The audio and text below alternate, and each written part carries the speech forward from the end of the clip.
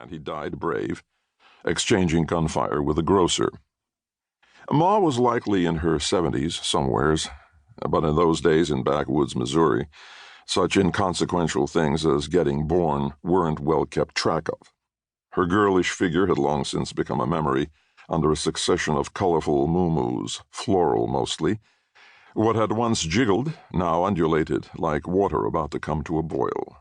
Short, sexy curls were now a frizzy gray skullcap. For years she had lived with Coleman and his son and daughter, dumb as a stump Lyle and jailbait baby doll Cindy Lou.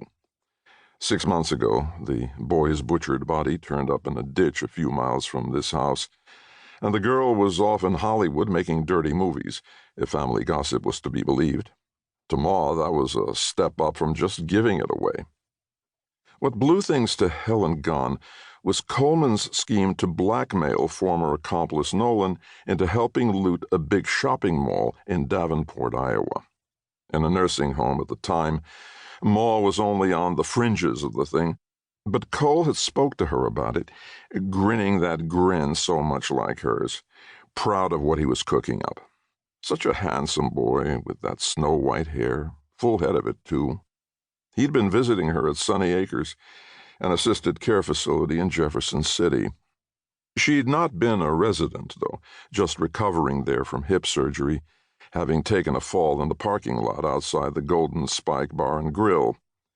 Cole had bought her a new hip, a plastic one. That was just the kind of son he was, even if she sometimes cursed him for that hip when it rained bad and got sore as a boil. "Why didn't you just let me die, you dumb son of a bitch," she would say even now. But then she'd smile to herself, thinking how much she loved him, how much she missed him. She knew that bastard Nolan, who years ago had done a few jobs with Sam and Cole, had killed her firstborn, and now likely her middle boy, too. Cole's mall score didn't come off, and everybody connected with it either run for the hills or was dead. In the aftermath, somebody had killed Lyle, likely right here in this house when he got back home, judging by the blood spatter left behind like a grisly fuck you. Probably that was Nolan, too. Nothing worse than a goddamn reformed crook. Mabel Winifred Comfort wanted nothing else out of this life but resolution of what was done to Coleman. Well, resolution and continued comfort. She ate well, having groceries delivered, and she ordered off Home Shopping Network all kinds of goodies, beauty products and exercise machines and jewelry, most of which remained in their boxes, stacked in the downstairs spare bedroom. Her barn was filled with boxes, too, of such items as microwave ovens and VCRs, and TVs from tiny to big, and cigarettes and booze, and various other things, and stuff that made life worth living, or at least ways tolerable. These were items she bought, but not from Home Shopping. Ma had taken over her late son Coleman's fencing operation, buying and selling, dealing only in cold hard cash. Jars and shoeboxes of the stuff were squirreled around the place, which was hers now, not that any deed said so. Daniel had moved her in maybe a month after Coleman disappeared off the face of God's good earth.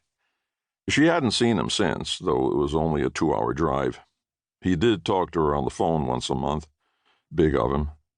Always a disappointment to her. Daniel, at 45 the youngest, was kind of a black sheep, or maybe in the Comfort family more white one.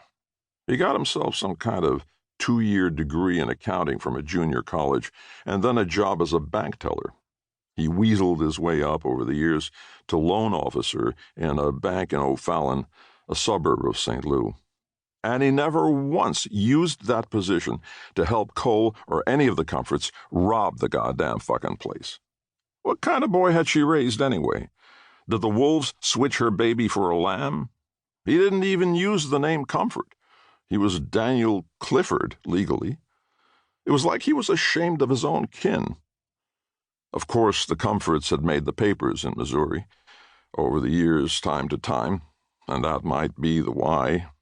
Benefit of the doubt.